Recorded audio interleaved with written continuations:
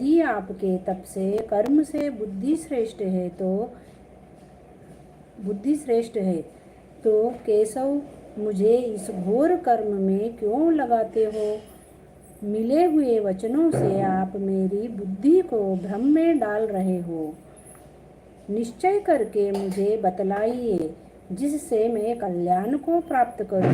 श्री कृष्ण जी बोले, हे निष्पाप अर्जुन, मैं पहले समझा चुका हूँ कि इस लोक में दो प्रकार की निष्ठा कही है। एक तो संख्या वालों का ज्ञान योग और दूसरा योगियों का कर्म योग।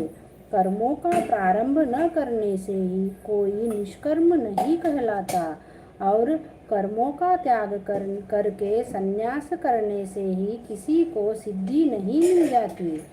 मनुष्य क्षण भर भी कर्म किए बगैर नहीं रह सकता। प्रकृति के गुण ही सब मनुष्यों को कुछ न कुछ कर्म करने में लगाते हैं। जो अज्ञानी कर्मेंद्रियों को रोककर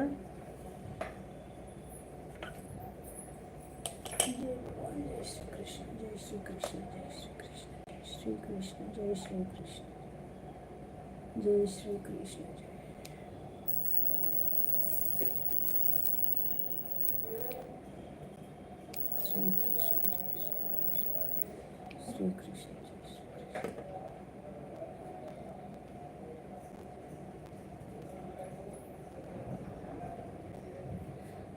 मनुष्य क्षण भर भी कर्म किए बगैर नहीं रह सकता। प्रकृति के गुण ही सब मनुष्यों को कुछ न कुछ कर्म करने में लगाते हैं।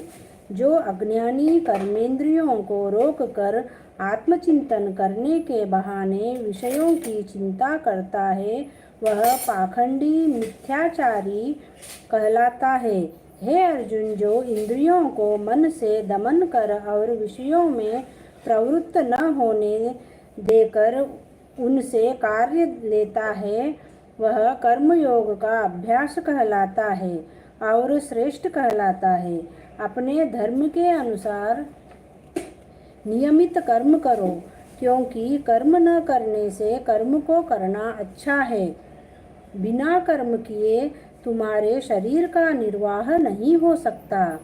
हे कौन्तेय, यह यज्ञ के निमित्त किए जाने वाले कर्मों को छोड़कर जितने कर्म हैं, उनके करने से मनुष्य को बंधन होता है। अतएव तुम फल की इच्छा त्याग कर ज्ञान के लिए कर्म करो। सृष्टि के आरंभ काल में ब्रह्मा जी ने यज्ञ सहित प्रजा को उत्पन्न कर प्रजा से कहा था कि यज्ञादि कर्म करके वृद्धि को प्राप्त होंगे। यही सब कर्म तुम्हारे निमित्त कामधेनु होवेंगे। इस यज्ञ से तुम देवताओं को संतुष्ट करते रहो और देवता भी तुमको संतुष्ट करेंगे।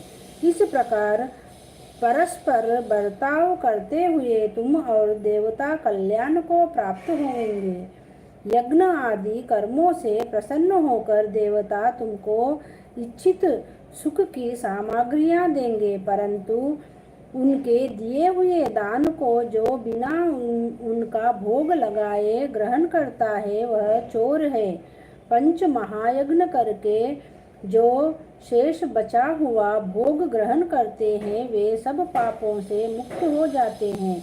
और जो अपने निमित्त ही अन्न पकाता है, वे पापी पुरुष पाप को ही भक्षण करते हैं। अन्न से ही प्राणियों की उत्पत्ति होती है। अन्न मेघ से उत्पन्न होता है। मेघ यज्ञ द्वारा जल बरसाता है और यज्ञ की उत्पत्ति कर्म से होती है। कर्म की उत्पत्ति ब्रह्म से होती है और ब्रह्म अक्षर परमात्मा से।